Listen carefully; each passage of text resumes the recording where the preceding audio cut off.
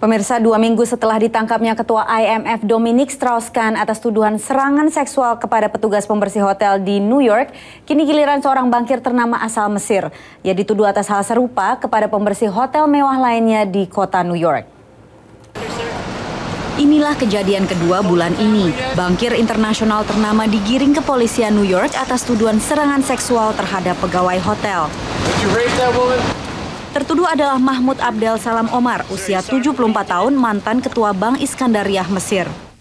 Menurut laporan media Amerika, Minggu petang Omar meminta tisu diantarkan ke kamarnya di The Pierre, hotel mewah di kawasan Central Park, New York.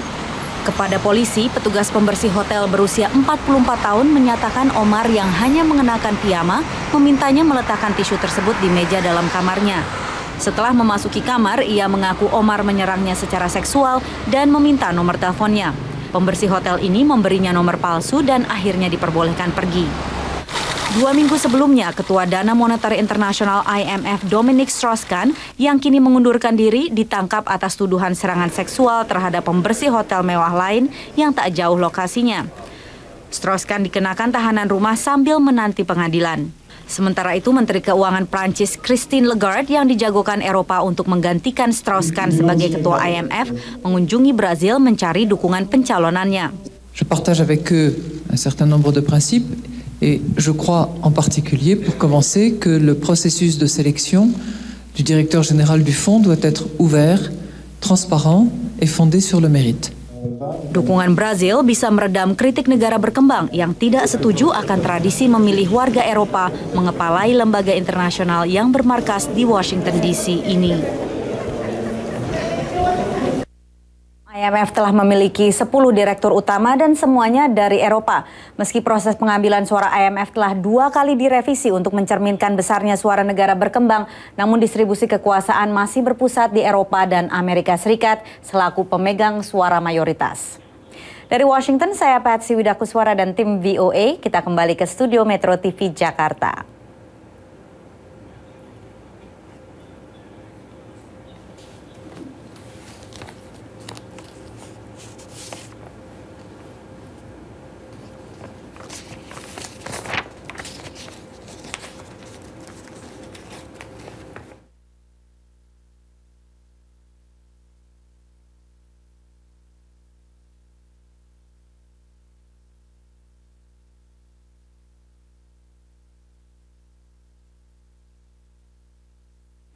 Pemirsa, 2 minggu setelah ditangkapnya Ketua IMF Dominic Strauss-Kahn atas tuduhan serangan seksual kepada petugas pembersih hotel di New York, kini giliran seorang bankir ternama asal Mesir. Ia dituduh atas hal serupa kepada pembersih hotel mewah lainnya di kota New York. Inilah kejadian kedua bulan ini. Bankir internasional ternama digiring kepolisian New York atas tuduhan serangan seksual terhadap pegawai hotel.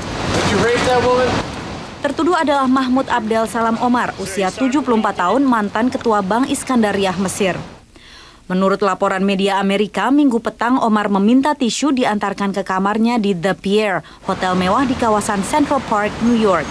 Kepada polisi, petugas pembersih hotel berusia 44 tahun menyatakan Omar yang hanya mengenakan piyama memintanya meletakkan tisu tersebut di meja dalam kamarnya. Setelah memasuki kamar, ia mengaku Omar menyerangnya secara seksual dan meminta nomor teleponnya. Pembersih hotel ini memberinya nomor palsu dan akhirnya diperbolehkan pergi. 2 minggu sebelumnya, Ketua Dana Moneter Internasional IMF Dominic Strauss-Kahn yang kini mengundurkan diri ditangkap atas tuduhan serangan seksual terhadap pembersih hotel mewah lain yang tak jauh lokasinya. Strauss-Kahn dikenakan tahanan rumah sambil menanti pengadilan. Sementara itu, Menteri Keuangan Prancis Christine Lagarde yang dijagokan Eropa untuk menggantikan Strauss-Kahn sebagai Ketua IMF mengunjungi Brazil mencari dukungan pencalonannya.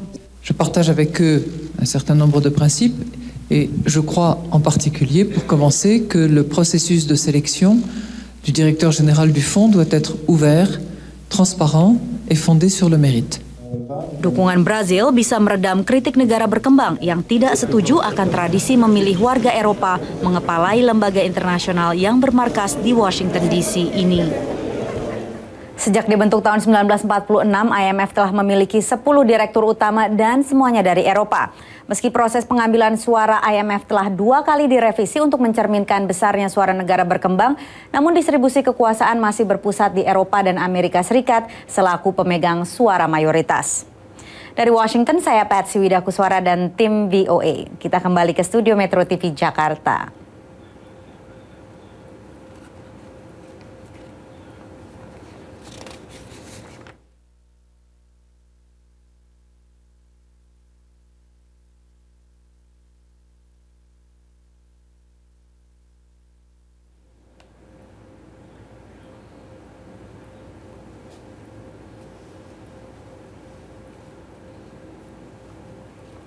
Pemirsa, bursa saham New York menguat dalam perdagangan hari Selasa di tengah optimisme pasar bahwa negara-negara Eropa mungkin bisa menyetujui paket bailout bagi Yunani. Saham-saham di Wall Street melonjak menyusul laporan media yang bisa meredakan kekhawatiran soal restrukturisasi utang Yunani dan bahwa zona Eropa mungkin bisa menyetujui adanya paket bailout. Di pihak lain, pasar khawatir terhadap data keyakinan konsumen dan harga rumah Amerika yang semuanya merosot di bawah perkiraan analis. Tapi indeks berhasil positif dengan Dow Jones ditutup pada level 12.570, naik 128 poin atau 1%. Nasdaq juga menguat 38 poin atau 1,4%, berakhir pada angka 2.835. Sedangkan S&P 500 bertambah 14 poin atau 1%, ditutup pada posisi 1.345. Saham-saham yang menguat termasuk Ford dan Pfizer, sementara yang negatif antara lain AIG dan Freeport-McMoRan. Di bursa komoditas, harga emas turun menjadi $1.537 per ounce dan harga minyak mentah naik ke kisaran $102 per barel. Demikian laporan tim VOA.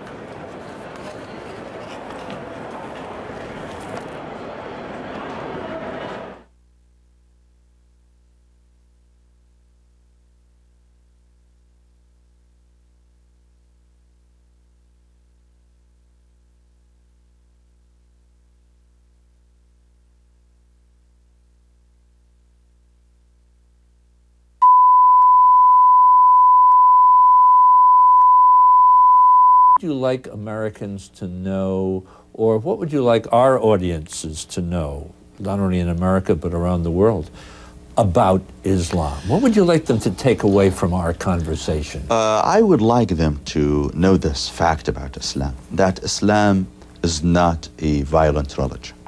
It's not a religion that promotes, I would say, hatred or violence against any particular group. Indeed, Islam in its nature, it's a very peaceful religion. But unfortunately, as you just said it a few seconds ago, the world affairs today, things that happen mainly in the Middle East, as well as here in our country, unfortunately, they reflect themselves through a very negative way that in the end, Islam that is the one that pays the price for it.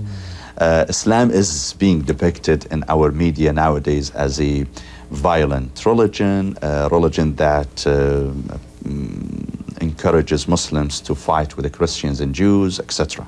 That's not true at all. Unfortunately, I believe we're mixing politics with religion. In the Islamic history, we find that Prophet Muhammad preached tolerance toward other religions, particularly Christianity and Judaism. Indeed, when he moved from Mecca to Medina, a guy approached him and asked him, I have converted to Islam. I have 2 sons who, of course, my sons, they respect me, but they are both Christians. Do you encourage me to go and force them to abandon Christianity and join Islam? Immediately, God reveals this verse, La ikraha fi din. There shall be no coercion in faith. Leave them alone. They want to be Christian, that's fine. There is no coercion. You cannot force any person to follow a religion, any specific religion, because in the end, when you believe in a religion, it's done out of your heart. So you cannot force any person to believe in something that he basically does not believe in.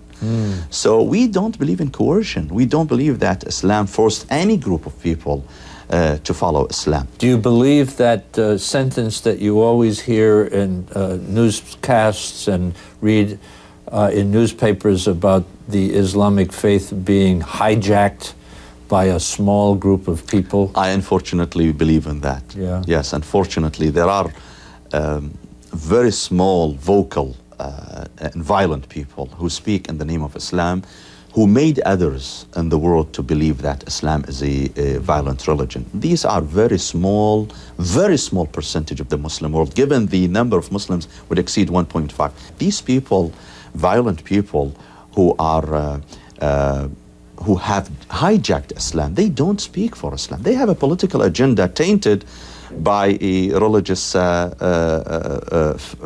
flavor. That's all. These people are seeking political agenda. We have come to the end of our time. It's an honor to have come to the Islamic Center of America and to sit with you for the last hour and be educated about Islam. Thank you, Dennis. Thank you for coming and for honoring us here. Thank you so much. Thank you so much. God bless you. Thank you. I Believe is made possible by the Rotendaro Family Trust, the CTC Foundation, the Interfaith Conference of Metropolitan Washington, Americans United, and the National Education Association.